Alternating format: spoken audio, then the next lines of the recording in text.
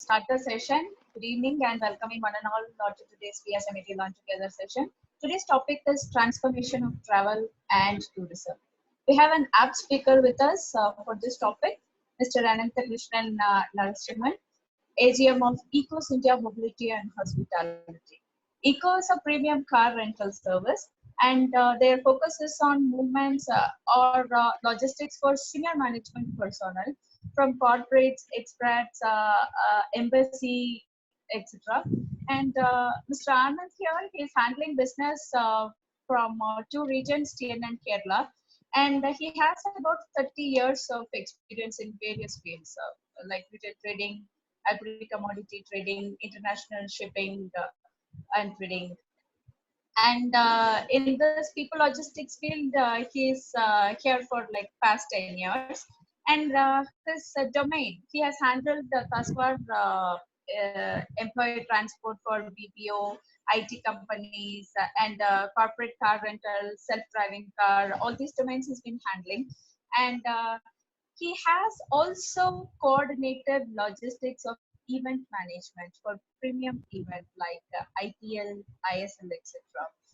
We are very much looking forward to hear from you, Mr. Ananthakrishnan, and I'm forwarding the proceedings to உங்களுக்கு you. எவ்வளவு தெரியுமா சம்பளம் ஆபீசர்ல இருந்து இப்ப manager ஆனா Thank you very much.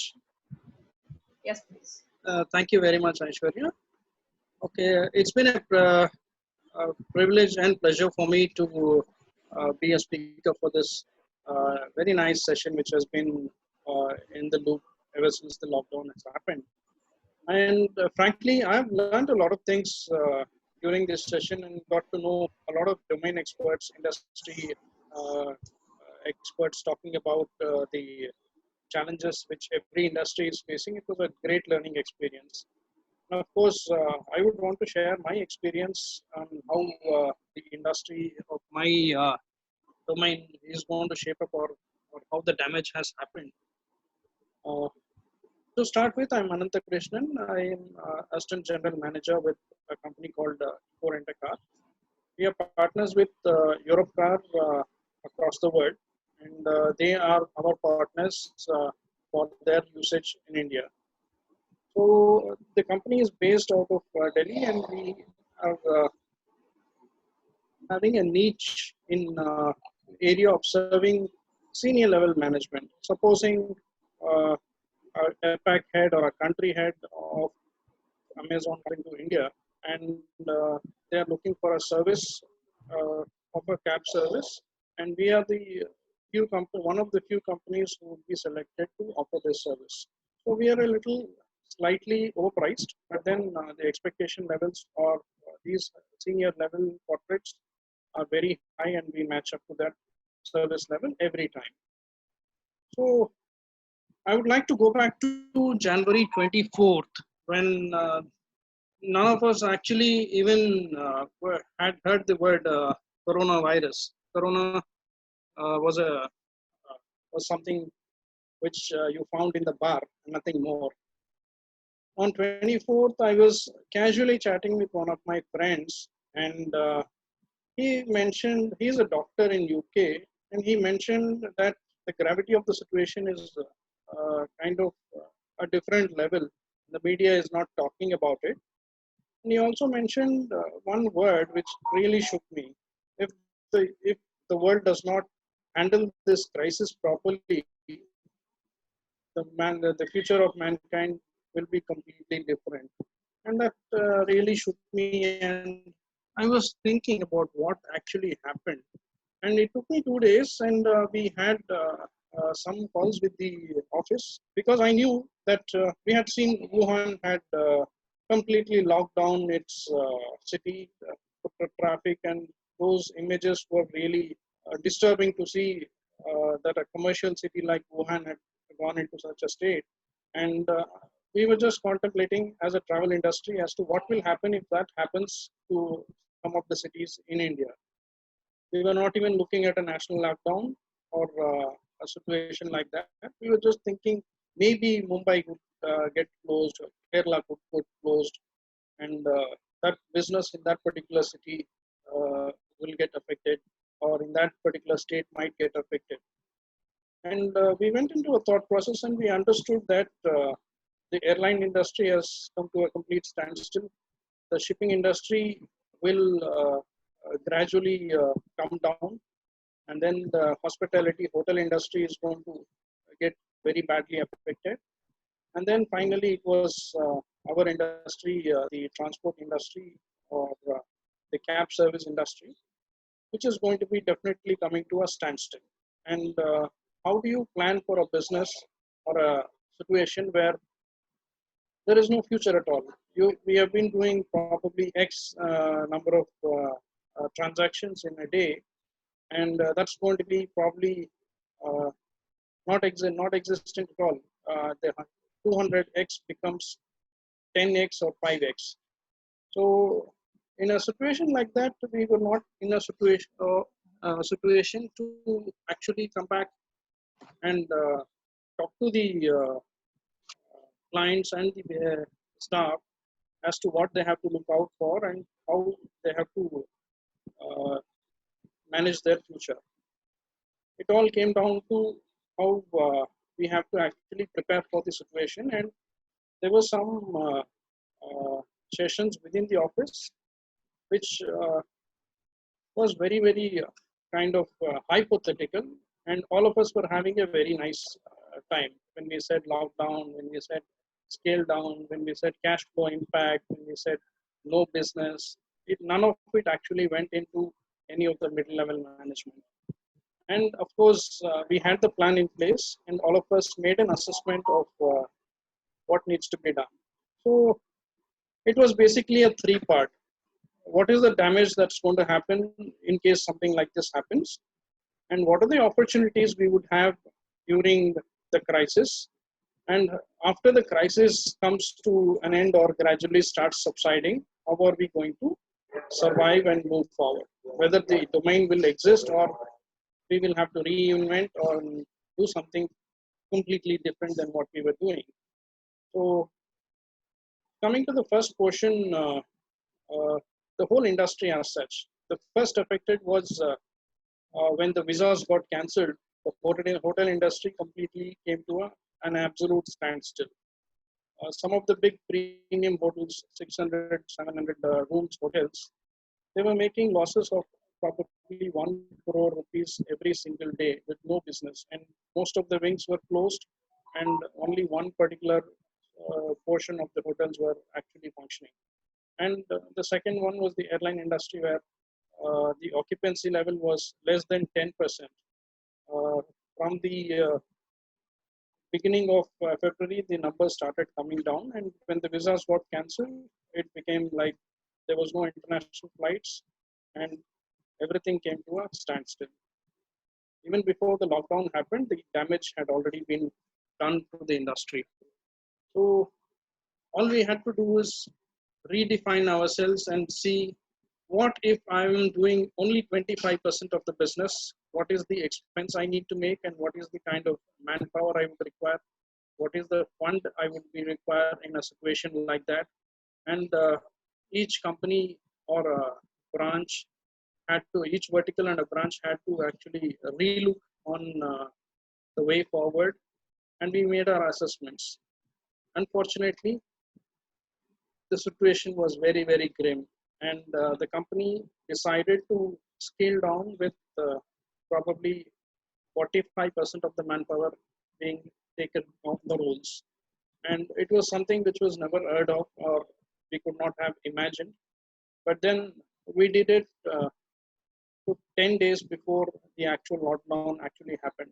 We knew that there was no future in the next 6-7 months, and if we actually prolong this decision, we would have moved into a situation of a cash crunch flow and a situation where we are sitting with excess staff with no work, and obviously paying their salaries would actually get into a challenge. After 3 months, the guy is sitting with us with no work, and the company is not able to pay the salaries, or the promoters have to pump in more money. Then he will start looking out for a job, and which he may not get. So obviously, we made some very good exit plans for everybody who were on the radar to move out. And 18th of March, we did this process. And of course, once this scaling down happened, it was a sigh of relief for the whole organization, because we all thought break even would be very easy for each of these branches. But going forward, we got thinkers that there is going to be something called a shutdown. Wherever there are cases, that particular city is going to be closed down for 14 days. And in 14 days, everything will be perfect, because all the infected cases will be tested, and whoever is infected will be identified and quarantined. After 14 days, the world is going to be perfect. It will be as good as normal, and only the infected areas will be blocked, and rest of the country is going to be perfectly working fine. But of course, as things started unfolding, it became very clear that this particular assumption was not going to really fall in place. Then the next best option was to survive with whatever is available, and we put across a challenge to the employees, saying that this is our uh, benchmark. Unless we do this much of duty, the branch cannot make a break even. Please use your skills, your experience, and bring us more business. It could be from any domain. Surprisingly, it worked, and we tapped three areas which was not done before. So during the lockdown, we have banks which are functioning, and there are some hospitals who are supporting for the medical equipment transfer and shift of movement of doctors, and the movement in the military. So we tapped into these three areas, and of course, the references and sources came from very unexpected sources. Through local references of some of our staff, they were able to break through, and we were able to offer employee transport service for women who are traveling during the shutdown. Say, for instance, Citibank had no idea. We put across a proposal saying that we are going to be giving safe, certified cars for your employees, and you can get them to travel in our cars. And Citibank earlier had said, use your own vehicles and travel. Then they took a change in stance and said, we will offer transport service. Of course, we had to do a lot of tweaking and use our influence to get all the passes. And that has become a stable business until the lockdown completes. And the second area where we were able to actually generate some business was evacuation of foreign nationals. Of course, our company has been associated with embassies for a very long time, and we use our local knowledge and skills to ensure that we grab this particular business or create opportunities and reach out to the embassies and offer value adds which they were not even thought of. It is like an end-to-end solution for all their evacuations. So, for instance, a particular country had who has the embassy in Chennai had people in 26 locations in Tamil Nadu and 14 locations in Kerala, 32 locations in Maharashtra. They were all stranded in different places. We actually made a logistic plan and gave them the best and most cost-effective form of movement within the parameters with safety taken into account. Every check post, every border, the people who are managing and the assistant commissioners in that particular circle, the database pulled out. And we actually did the complete movement on behalf of the embassies without uh, putting them in trouble or getting them to ask for permissions or take it up. We took over their work and we started operating as an end-to-end solution provider until the person is actually boarding the, getting off the bus at the airport. So this was one more vertical which we actually reinvented and came out really successful. And today morning, the information has come in that doesn't look really good, because when the second shutdown was actually put up in place, we all thought it is too much. It was not required. Maybe another 10 days would have been enough to take up uh, the existing virus. But unfortunately, there are many things which has gone beyond the control of the government and the authorities. And we see that this 3rd May, which is going to be we are going to see some light at the end of the tunnel, but the light is very, very small. And the actual tunnel ends in September. And that's when probably the first airline will be operating. And hopefully, we are just hopefully keeping our fingers crossed that September international travel or maybe October international travel should start operating at least in very small numbers. Going forward, how this industry is going to shape up is a very big question. So I'm going to divide this into probably 2 parts or maybe 3 parts. We take into the shipping industry also. The shipping industry is something which is completely dependent upon supply chain on time performance, and it is a very heavy capex industry. And even an hour's delay or a day's delay, the losses go up in millions of dollars. And this industry has been struggling and will continue to struggle even after the lockdown is taking, because the demand is not never going to come up. And there is a huge availability of inventories, whether it is bulk shipping or the regular feeder container transport. Every shipping yard is going to be filled with empty containers, and maybe we would look at a situation where the cargo would be moved free of cost to ensure just the empty container has to go to a place where the exports are happening, and just to get a repo in place, the cargo would be taken off free of cost. So that is the kind of situation which we are foreseeing until probably September or I'm sorry, February or March. Maybe from April next year, things could take a turn, and we are going to see a lot of bankruptcies coming up, or maybe some very big mergers and acquisitions happening in the shipping industry. Airline industry, we have already seen one big number go out of the system, Virgin Australia. Was something which I would say was a push or an arm twisting activity by the corporate, and the government did not budge. And obviously, this is not going to continue with other countries, especially for the US and most European airline industries. The bailouts will happen in bits and pieces. And obviously, the industry is not going to get revived for the next probably 2 or 3 years. Coming to the travel industry, where I have my domain expertise, uh, there are two things again in travel. You have cargo transport, rail transport, and you have people transport. So with regard to rail, I don't see much problems in that particular domain.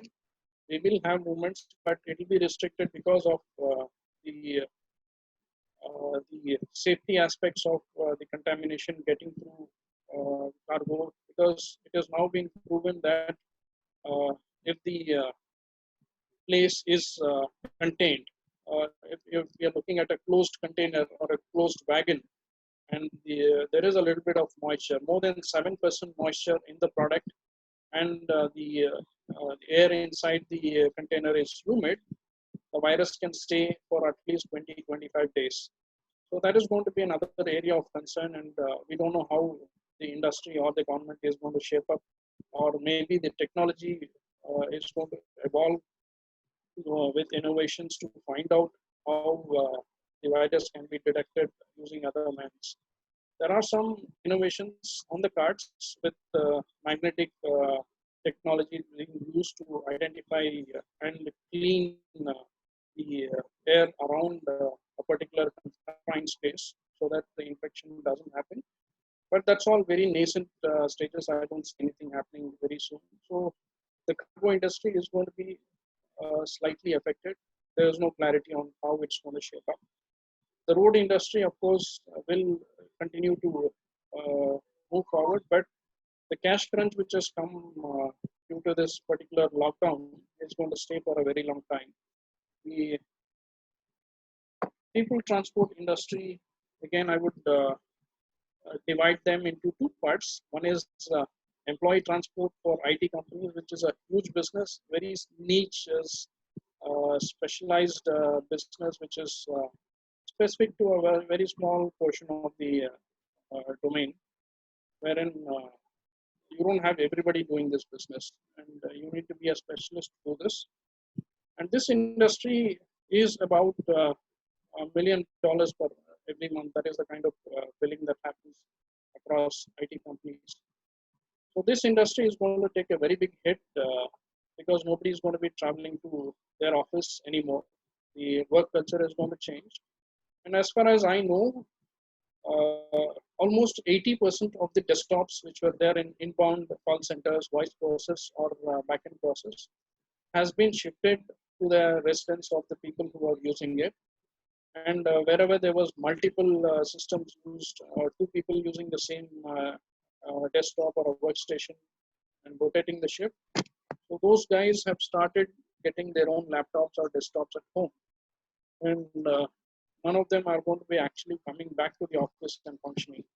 So the overall demand for transport, for employee transport, is going to come down gradually, greatly come down.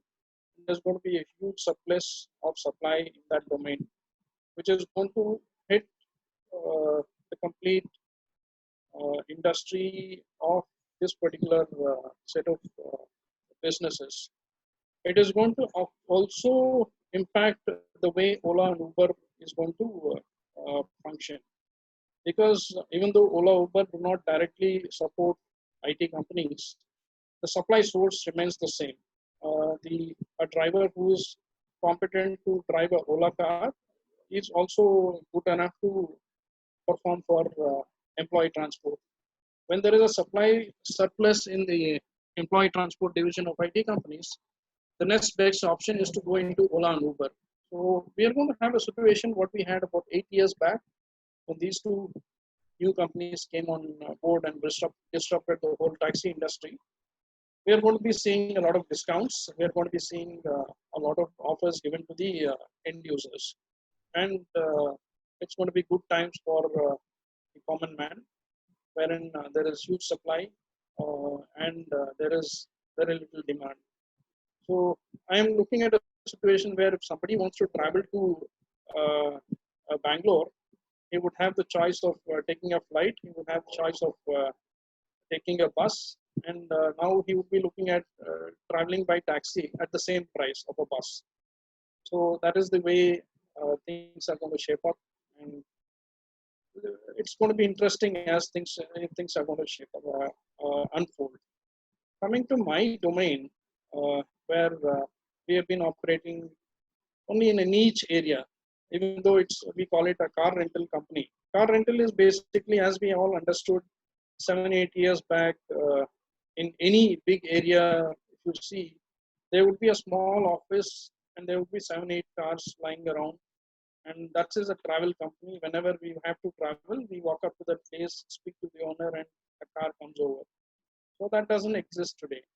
And now Ola's and Ubers have taken over, and this particular industry has kind of slightly changed. But then the corporate car rental industry has kind of evolved and segregated themselves from the B2C and the B2B divisions, and has made a niche for itself in 3 layers. One is very cost effective, but a service that is personalized, and a personal service that is absolutely local. I give you very good service in Chennai, but I don't have any resources in Bangalore or Mumbai. And there are hundreds of companies in each big city who are very good specialists in offering good service at a very low price. And there are a few companies like us who operate with offices in all the major cities. And we also offer the same set of personalized operations, but it would be across the same. It would be the same whether it is Bangalore or Dharwad, or it is Hidyur or any other small city. The service level remains the same. Now, going forward, this whole industry is again going to shrink very badly, and the service is going to be the way forward. Safety is the way going to be the way forward, and the price is going to be the way forward. So anybody who's able to match all these three factors and come out successful is the person who's going to be actually uh, like survive in the way forward in the years to come. Coming to the last sector is the hotel industry. This industry is something which has to really innovate. I'm not sure if how many of you from this group of people have attended the session yesterday. There was a very nice discussion on how the hotel industry has come up and what it is going to take up. My stand is unless you innovate and think really out of the box, this particular domain will not exist. The Airbnb and Ola's, OYO kind of models will start emerging, and we will also have a lot of companies innovating and coming up with safe, sanitized rooms.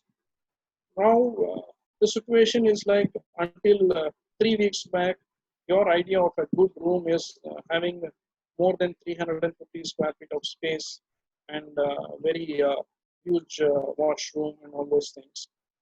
Going forward, it's going to be like absolute basic. I have to come in and stay in a hotel and come out of the hotel without being infected. That is going to be the mantra.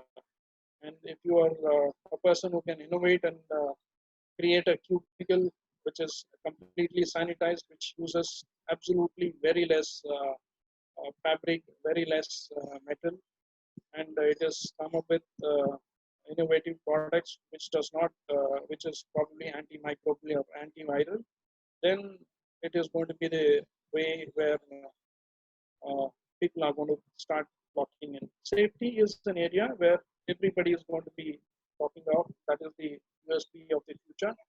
And the second one is service. The more personal attention you start giving, the more the chances of the customer coming back to you or talking about your service to other people, word of mouth, is going to happen. Third is the cost factor. You're going to be operating with a very high capex.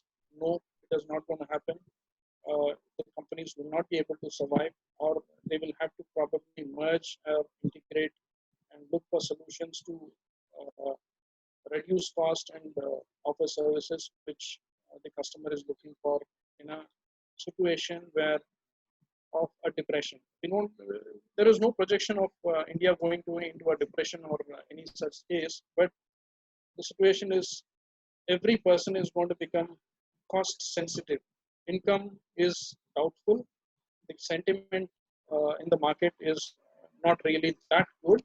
Obviously, cost becomes a very big factor in getting your services delivered at at what the customer actually wants. So coming back to one particular instance, I would want to share about how it has actually affected most of the people. This is an area where which nobody is actually talking about. Mental health or a psychological health of everybody around. If you compare what a person was before the lockdown and after the lockdown, or maybe uh, 3 months after the lockdown, his business may not have got affected at all. He might be working in the pharma industry, and maybe the factory is running overtime to deliver the medicine that is required. But then, when you have a situation of an overall gloom, it becomes very difficult for you to be happy. And the areas where people used to get relief from their stress was getting into movies, getting into bars and pubs, restaurants, meeting up with people, and basically socializing as a group. When that doesn't happen, it is going to be very difficult for the average human mind to actually come out of a depression, which you can't call it a depression because it cannot be classified as a depression, but it is a situation where you are not able to actually think straight, think innovatively, or come out of a, a crisis or a situation which you would have done very easily in good times. So this is an area which all of us have to really focus upon to keep the staff and employees completely motivated.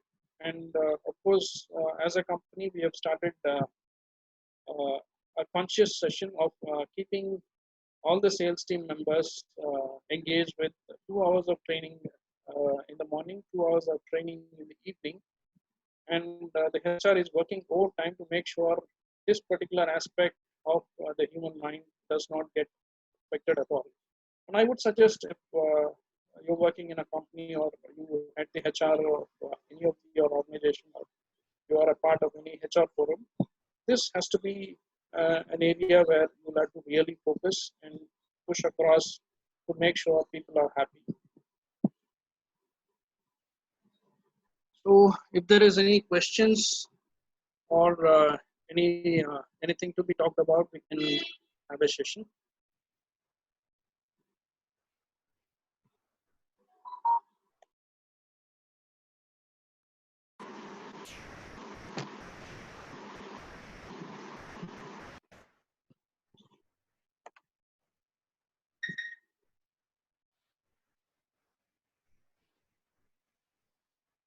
So do we have any questions?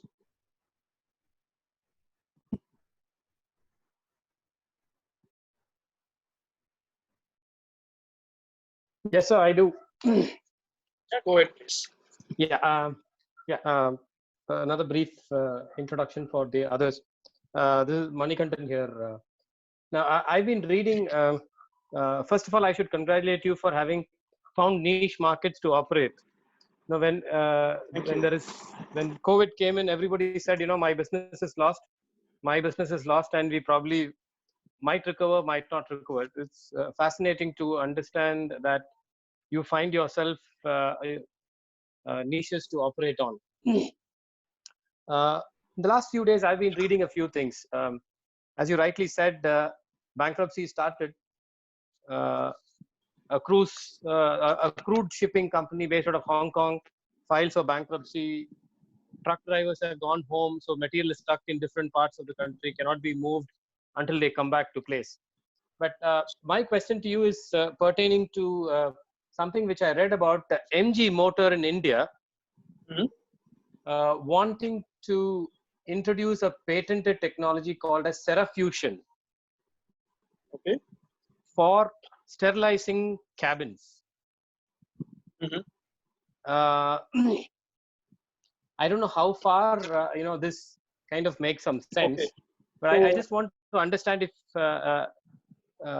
this is a very interesting subject, and I've been in touch with some scientists who are actually working on this, and a possible solution has actually been arrived at.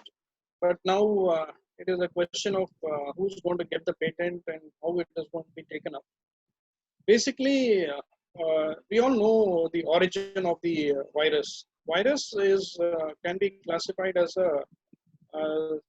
it is a kind of a byproduct of the body when toxins are taken out. There is no DNA in it. It's only an RNA and some fat cells which get pushed out of the body to be excreted. And sometimes the numbers are anyway. It happens throughout the life cycle, and once in 6-7 months, the number goes up, and that's when we get a cold.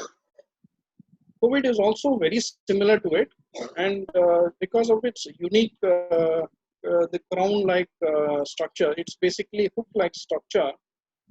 When the air is polluted and there is a lot of microwave activity, it is able to sustain and stay in the air for more than 2 hours or 3 hours. It is not completely proven, but studies have shown everything to be in these lines. And the reason why America, US, UK are all suffering with such high numbers, which it is not seen in other countries, is because of their usage of 5G. It has been proven, but it has not come out in the open media so far. Maybe it's only a matter of time. Wherever there is 5G, the infection spreading is happening left, right, center. So something had to be done to ensure 5G can be used. At the same time, we are looking at a solution. So if you clean up the air, it is not just pulling out moisture, but deionizing it. The ions of the air get kind of altered when there is pollution, when there is smog, and when there is pollution. Adding to that, the microwave signals from 5G frequency is kind of creating a situation where it becomes very conducive for infection to sustain. So now the invention is something very simple but very effective. It is like magnetic waves on a particular surface or a particular area, and you keep doing it for a few minutes, and this particular ionized air gets destabilized, and it takes about 15 to 20 minutes for a particular cargo container to be uh, uh, I don't know the exact word that's going to be coined in. I would say deionized, and the chances of the infection spreading becomes very, very low. So if you're looking at an infection where a person is sitting next to you, maybe 4 or 5 feet away, he sneezes, and there are chances of you getting infected is 50%. And when this machine is switched on and the same thing happens, it's about 10%. So it is there. I'm not sure how fast or how quickly this technology is going to come into the market and really make a difference, or will it actually work? Nobody knows. But if it happens, uh, it's going to be the end of the life as we live it today. Shutdowns may not be required. Uh, any place that is presumed to be contaminated can be cleaned, and you could probably have scanners or machines built in every entry and exit points of buildings, so that people don't carry infections. So that's something which is on the cards.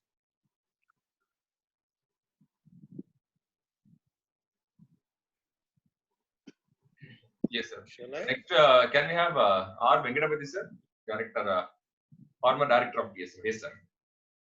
Yes, Mr. Ankar. Hello. Yes, go ahead, Nice sir. hearing you, but I was just really confused. Which word should I use? Because your audio is not, I mean, the way you talk is not loud, but the contents that you have made is so loud. Okay. And I have only one question, searching question. What have you left out? Almost everything. Almost everything you have touched upon. Okay. But one good thing is that the projections that you are making make people like me to be a bit apprehended because we are on the wrong side of age, you know. But even if it happens, Right. it is all the resilience with which the countries operate. Correct. Maybe if you go to Vietnam, things are different there. But in India, it will take a long time. True. Very true. And the kind of operations that people make and the way you have touched upon the hotel, travel, and people, I think that is one of the best sequential things that have happened. And I only find some kind of searching thing, because you could have raised your voice, which we would have really enjoyed. Okay. However, maybe you have deliberately avoided raising voice, making all of us to listen to you, and we listen to you. One good thing is your predictions, your assessment, and your expression. If we put everything, there is only one word that I could say: realistic. Yeah, exactly. So Realistic. And that is why I said I am searching for a right type of word on the content that you have. It is almost exhausting. But only one condition that is bothering me. This is a new virus, and people yes, really do not know. But yes, sometimes people say that native medicine helps. Sometimes people say that other medicine help, and lot of confusion that is going on. Could you, because you are so clear. That is why I'm asking. okay. In I've what stu- way? I've studied homeopathy, and Uh-huh. we have been taking this medicine very often. Whenever there is dengue, whenever there is any kind of viral infection, there is one particular medicine, two in fact, which would help in boosting our immunity. Basically, the pH value under which this coronavirus actually spreads is when it is around acidic levels. Below 6.5, if your blood pH is less than 6.5, then the chances of the infection getting very fast is very high. And if you are able to bring up the pH value, say to 9 or 10, and keep it at that level for maybe 3 months, you may have the infection. The body will have enough resources to actually have time to identify and create antibodies to ensure the infection is taken into control.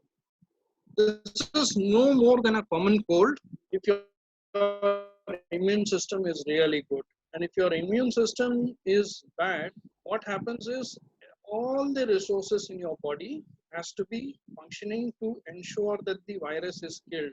Then the fungus and the bacteria who are also there in the body have a very nice time. They start growing and multiplying because there is no focus. All the white blood cells are focused on killing the virus. They start infecting the other parts of the body, and obviously people have died of complications that are created by the virus, by the virus, but the bacteria and the fungus, where the infections becomes very high and certain vital organs start failing. So otherwise, there is no known cure for a virus.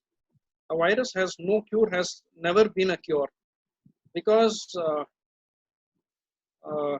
the virus is something which is sometimes created by the body, or it is created by somebody and it is spread across to another person. And the only thing it does is it hatches on, holds on to the particular cell membrane, penetrates, goes inside and multiplies. So the body has to find the right kind of antibody to kill the virus, and sometimes it needs time. And usually takes about 7 days for a common cold. For the corona, it is taking about 18 to 19 days. During this period, if the infection is staying on, the body cannot sustain, and that is the challenge. Aged people, people with past medical conditions, usually are succumbing to the infection and the virus, uh, because they are not able to withstand, or their response level is very less. If you're a healthy person, you might be COVID positive, but you may be asymptomatic, and it's going to go away. It will take 20 days, 25 days. You might have some sore throat, you might have some cold, but it will go away. You may not know. Right now, the current situation is the government is testing only people who are sick, and there was for a change, I would say, maybe for the first time, I agree to what our Rahul Gandhi has been saying: test everybody in the country, and then the problem is solved. So of course, I know it's not commercially viable. The whole country's resources has to be used up to get that. It's not practical also. But if your immune system is well built, you might have some fever, you might have some difficulty, but it will be just not more than a viral fever and nothing. So their homeopathy has specific medicine, arsenic al 30, which you have to take for 4 days, 3 times a day. That's good enough to hold you good for about a month. And Siddha has been over the, I mean, it's been there for hundreds and thousands of years. Some particular items like ginger, you have garlic and turmeric. These 3 items taken in specific proportions, made into a decoction or a kashayam, will help increase the pH value. Your blood becomes alkaline, and of course, it induces a situation called ushnam, or your body heat increases. You might get a little bit of boils here and there, but that doesn't matter when you're saving yourself from even more bigger difficulty. So I don't know about other traditional medicines, but these 2 definitely I know about it and I've tried it out, and I wanted to share it. Only one sentence, shall I? Yes, go ahead, please. Yeah. See, it is very clear alternate medicine is also playing some kind of role. Maybe it is not a wishful thinking, it is not anything to dig on anybody.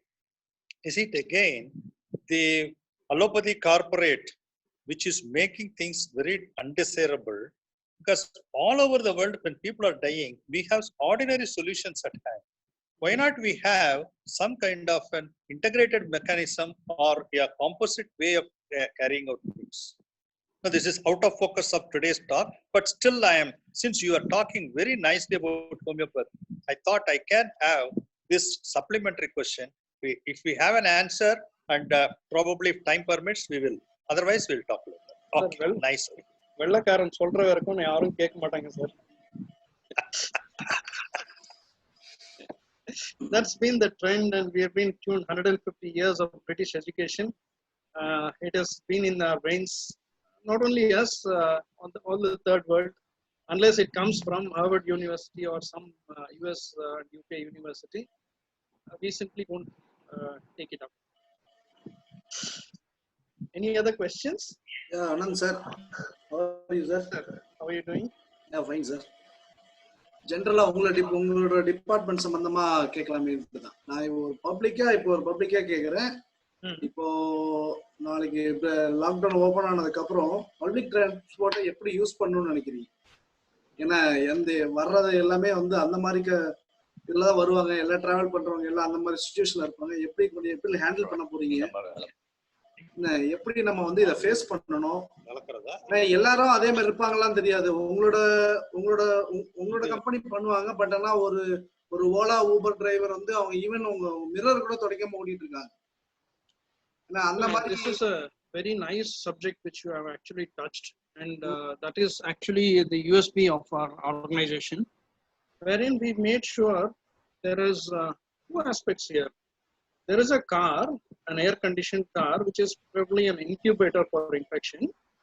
And the second one is a person, human being, who is actually making ends meet by driving the car.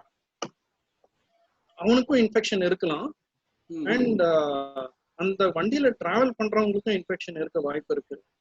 Both could be symptomatic, asymptomatic, and we may not know. And your question is touching on an area where we have to be really sensitive. நாங்க என்ன பண்ணோம்னா, we have tried to educate and sensitize every single person. The benchmark is very simple, in simple words which a driver can understand. So just one thing, I can know about your eco cars. I got know about eco cars service and everything. I'm not talking about eco cars. Generally, I want to know about the other public transport, either Ola or Uber or something else. They were not handling this kind of maintenance properly there. Correct. Actually asking about a general information. Okay, you're talking about a situation whether I am safe using any of these transport services. and how do I safeguard? Frankly Yeah. speaking, it is common sense. There is no way we can find out whether the surfaces in the car is infected or the person is infected. Avoid travel, avoid going out as much as possible. Is Okay, sir. That's the mantra. இப்போ I mean, it is very much against what we are doing. We are marketing and telling come and use our cars, but then it is a area where you have a chance of infection happening without even you knowing about it.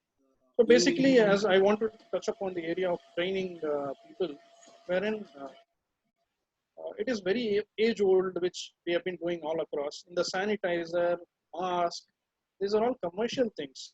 A mask can be made at home using a regular t-shirt. 4-layer t-shirt is more than enough.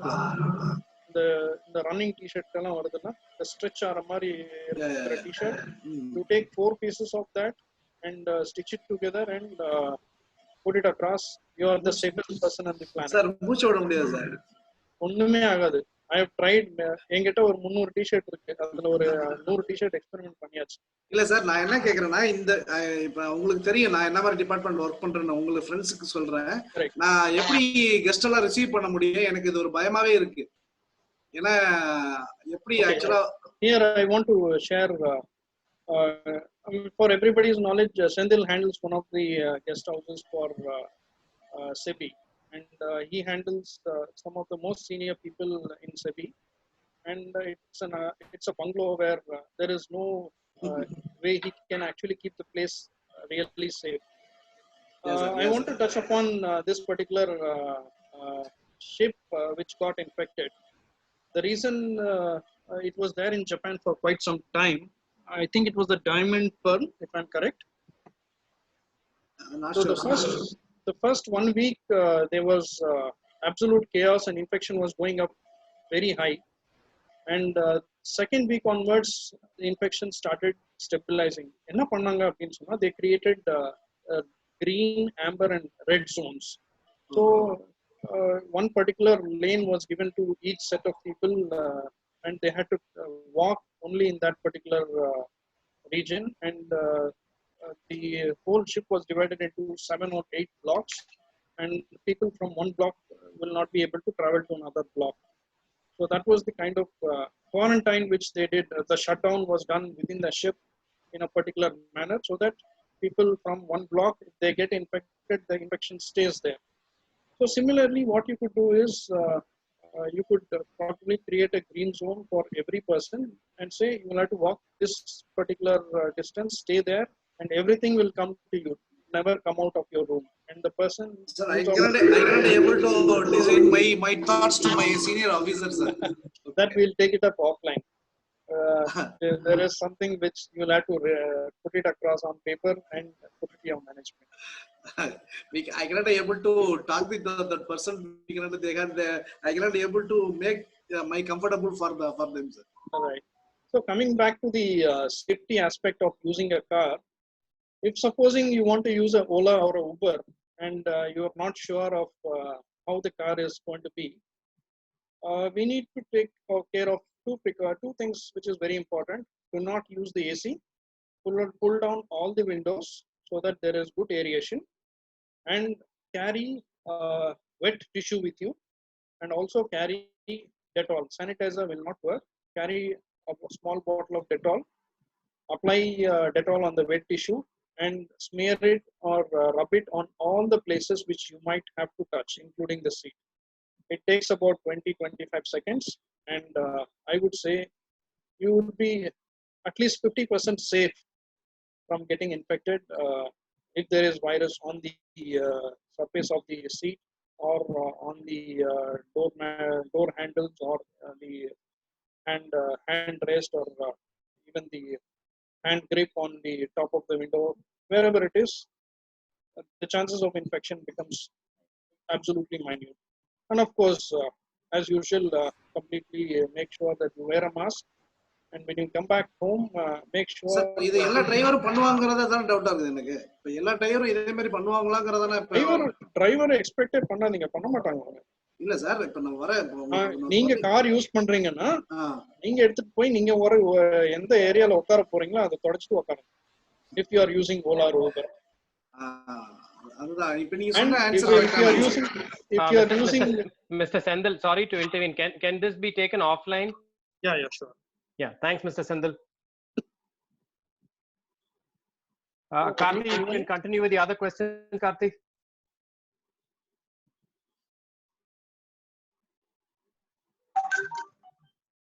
Hello, Mr. Ananthakrishnan. Hello.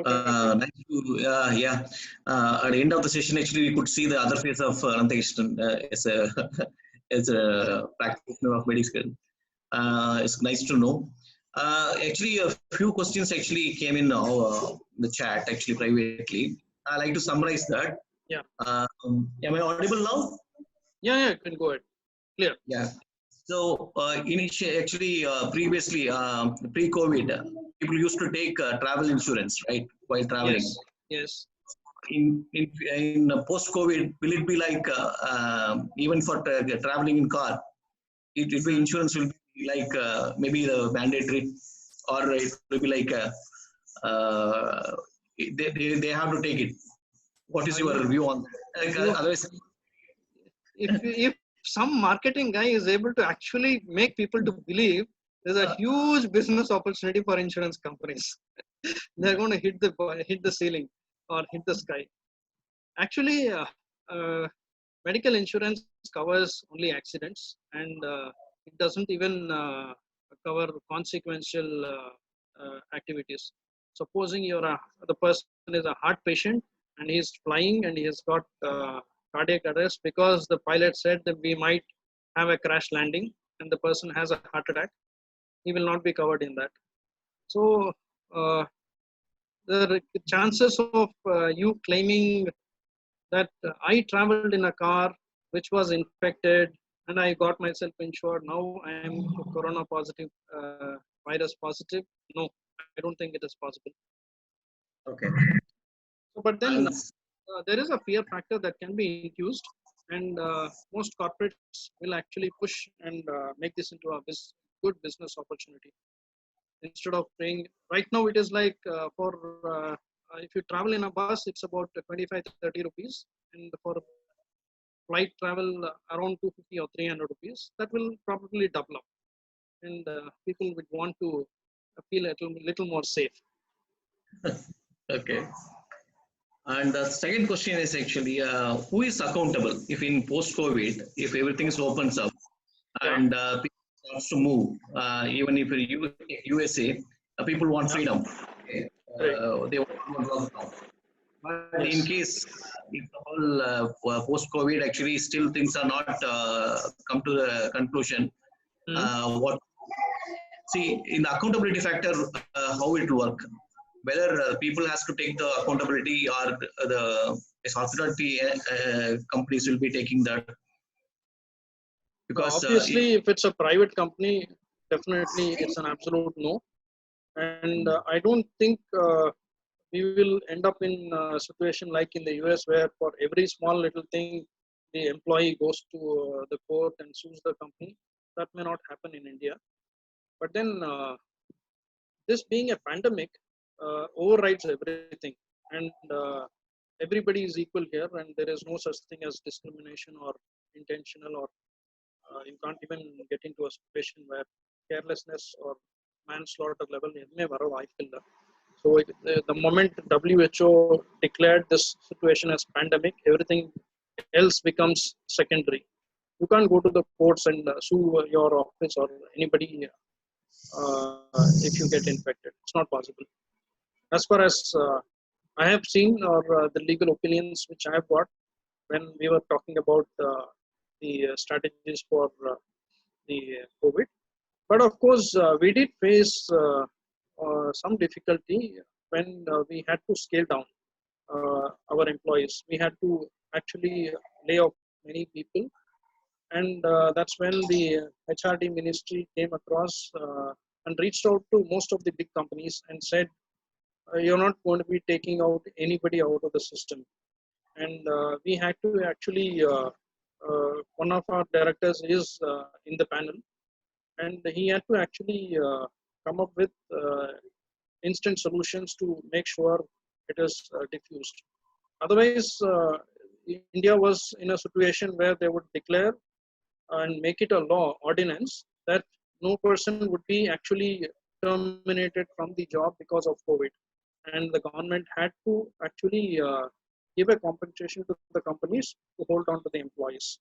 So something like this was actually evolving, but with the number of cases going up and the clarity on the intensity of the spread became very vague.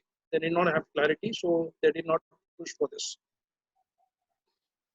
So legally, as it stands across the world, the person cannot sue anyone for being accountable for getting infected. Okay. Sir, Thank you, Ananthakrishnan. Actually, yeah. next we have Srinivasan sir online. Yeah, thanks. Anand sir, absolutely very exhaustive presentation on the state and how things would move. You were about to complete on in personal hygiene, and you were also mentioning about that homeopathy medicine. So I just thought I will just get a quick update on it. You were just about to tell, like, once you have used a kind of a public transport sanitized with the Dettol, come back home, and I think that's the time. Yeah. Well, the logic is very simple. A person who is going into an operation theater, what does he do? He protects himself, and he also ensures that if he is infected, the patient who's going to be getting operated does not get infected. So he puts on protective gear, he puts on a gloves, and he puts on a mask, and he puts on a cap. And once he is out of the operation theater, he takes out everything. So the world is your operation theater. And as long as you're inside the home, there is no problem. Everything is fine. The moment you step out of your the Vasakal Tanna Udane, there is no guarantee of what happens where. So obviously, you need to cover your mouth, which is the source of the infection getting into your body, mouth and nose. And of course, the eye is something which is also conducive, but I'm really surprised, but nobody has actually focused on wearing goggles or spectacles, except for medical practitioners. None of them are actually using spectacles to cover themselves. So we have also had some very innovative plastic sheets with the holes put in and the spectacles put across to cover the faces, and homemade masks. I mean, you don't have to actually spend money on the ready-made products available in the market. You will have to innovate and come up with solutions what you have. And the idea is when you are coming inside, don't bring the slippers inside, and whatever you are wearing, completely remove the dress and wash it up, and you keep it aside. Once it is dried up in the sun for 2 hours, keep it aside, and next time you're going out, use the same dress so that the infection does not spread across, even if there is some remnants of the virus left on that dress, you're not going to be cross-infecting again. So with regard to the medicine, it's best to speak to your doctor, but the general medicine is called arsenic alb 30, which you have to take for 4 days, 3 times a day, which is good enough to boost the immunity for a month. After a month, you can repeat the course again, and usually it is believed that even if there is an infection, it doesn't affect you very badly. So I think Srinivasan's connectivity is lost. Yeah. So sir is there now. So have I answered your question? Yeah, you have. All right. Thank you. Yes, sir. Mani sir, now you can submit.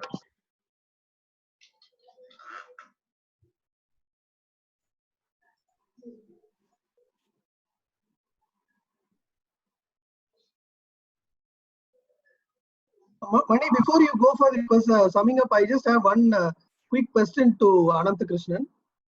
Please go ahead, Shankar. Anant, I just want you to touch upon few other areas like you handled IPL and various other activities. Yes. Leaving COVID aside and probably, and you also cater to some of the premium segment cars and all, to some celebrities and all those stuff.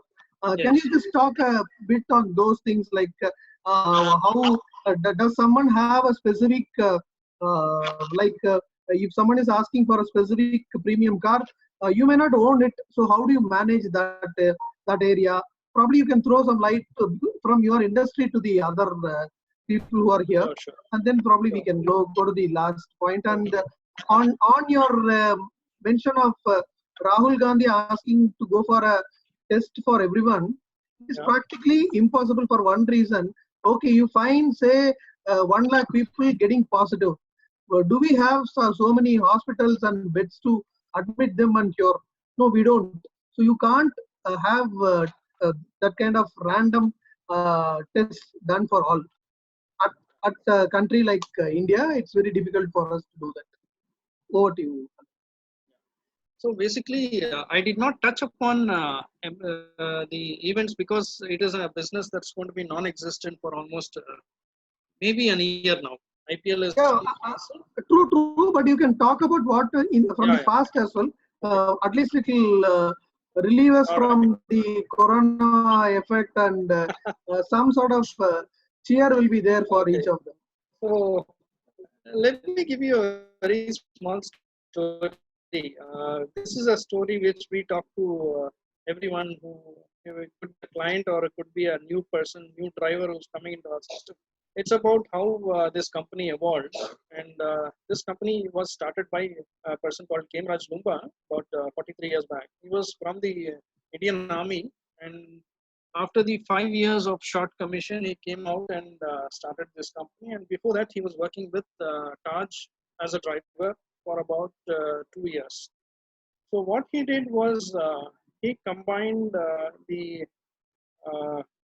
hospitality of Taj and the discipline that he has learned in the military, and created a separate service level which didn't exist anywhere in the world. Obviously, that kind of service level was available with people who are driving for the heads of state, the Prime Minister of Britain. If he needs a chopper obviously it is taken from the military, and those people would have these qualities: hospitality at its best, discipline and punctuality at its best. And it has been handed over from person to person, manager to manager, and all of us are sensitized to function and act in a different way, and make sure every single driver working with us is sensitized about what he is going to expect when he goes into the field. It's basically a challenge which is given to them.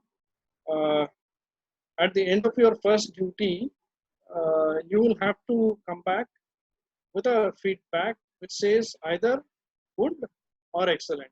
These are the only two options. And don't even think about coming back with nice service or good, okay. We're not okay with that.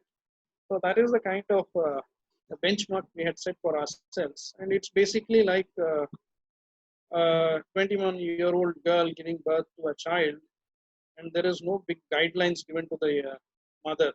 The mother, even though she is inexperienced, a little girl, she is able to upscale herself and make sure the child is absolutely taken care of. And that is the kind of service level which we expect to be given to the end users. So this area of expertise actually gave rise to people coming back to us again and again, and that created that was the USP of the business. As the business grew, the company grew into other branches, and right now there are about 20 branches, and each of these branches operate on the same simple model of excellent service every single time. Obviously, the businesses what you talked about, we did not go to them, and it was like they came to us and said, we need specific requirements. When Dhoni travels, he is always wanting to travel in a Q7. And wherever he travels, anywhere in India, a Q7 is arranged for him. And it is just like it is not a request given by the organizer or Dhoni. We understood Dhoni requires or feels very comfortable in a Q7, and he's said it once. So every time he goes, he always finds the Q7 waiting for him. So we actually have created a niche for offering value-add service beyond what a customer could expect, and very small nuances wherein we take over the role of most of the client coordinators or the client bookers, and we run the show for them. We actually make them very comfortable in making sure everything is put in place, and we also keep them informed about all changes or any activities that has been happening. So we actually gained a niche on creating good cost-effective value adds for any movement that happens. Specifically, if you're talking, you touched upon IPL, so I want to talk about it. It involves a lot of celebrities. The team owners decide in random and say, I am going to be landing tomorrow 2 o'clock at this airport. And the organizer has to break his head to make sure things are put in place.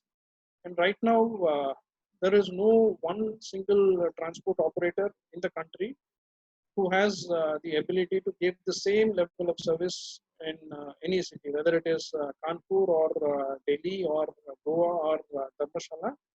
The service level and the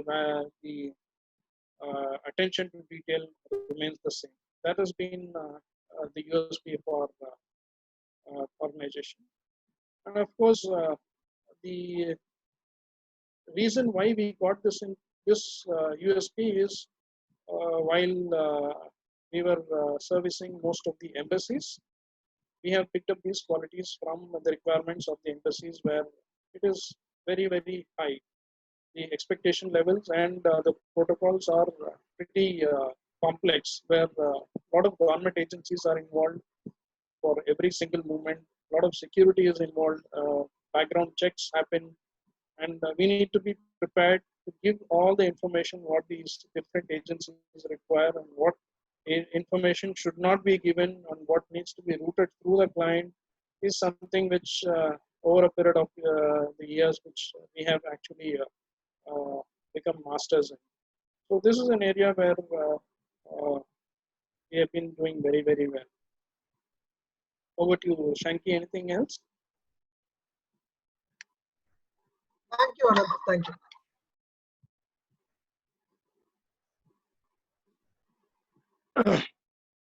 Thanks, Ankit. That was an insight into it's like watching Dhoni go on an X7. Q7. Q7 when during the IPL or off the IPL. Thanks, Anand, for taking your time off. You gave in a genesis of the hospitality industry, starting from the shutting down of the hotels to the airspace being in spot of bother. You touched base various forms of transportation, from people transportation, again splitting the people transportation into individual transportation from a luxury perspective, as well as from moving employees in a larger chunk. And it was also interesting that as I said earlier also, as a company, you people managed to find a niche for you to operate in this scenario, which actually is a classic takeaway for us to start pondering on how we can innovatively start looking at an opportunity during the current scenario. I don't want to use the word crisis scenario. There's no point in brooding and saying it's a crisis. Let's work towards let's see the positive aspect of this. Exactly. Just like we had BC and AD all these years, now it's going to be pre-COVID and post-COVID. Yeah. So all the industries which I talked about are industries which are not going to be working in the way it is going to be. It has been working. Maybe the volume of business will come down drastically, and a lot of new innovations will start coming up. There is one area which I did miss out was self-drive. Self-drive is not popular in India because of government restrictions, but across Europe it is very, very popular. Uh, right now, if somebody has to travel 400 kilometers within Europe, they prefer going by air. And now the trend has already started, wherein this particular distance, people are picking up self-drive cars and traveling to different cities. Somebody from US has come to Europe. He has landed in Paris, and he has to couple of days later go to a place which is 400 kilometers away, or rather 200 miles or plus. They wouldn't mind driving the distance because the chances of infection is very less, and Europe has automated cleaning stations in most of the hubs, and they get a brand new spanking washed sanitized car, and it's there at his disposal for 3-4 days, whatever he wants to use. And that's going to be the new normal. And I'm sure the Indian government also will come up with some solutions or changes in the regulations, which will actually promote self-drive as an alternative for regular transport. So if that happens, there is a new business that's going to evolve out of the thousands and thousands of cars which have run out of business. So we're just hoping something like that would happen. Okay. So from moving from your core competency of transportation, cargo movement, it is fascinating to hear your exploits with homeopathy and alternate medicine. I think Dr. RV had a serious and a pertinent question to ask you, and well answered on that also. It shows the kind of diverse interest that you had. Overall, summing up to the end, where you spoke about your experiences with IPL and other similar activities, the session actually became very holistic and complete. We felt completely at home. Thanks for taking your time, Anant. I think a lot of BSM Indians will continue to be in touch with you. Thanks a lot. Thank you very much. I take this opportunity to thank all the people who are engaged and logged on to the Zoom call.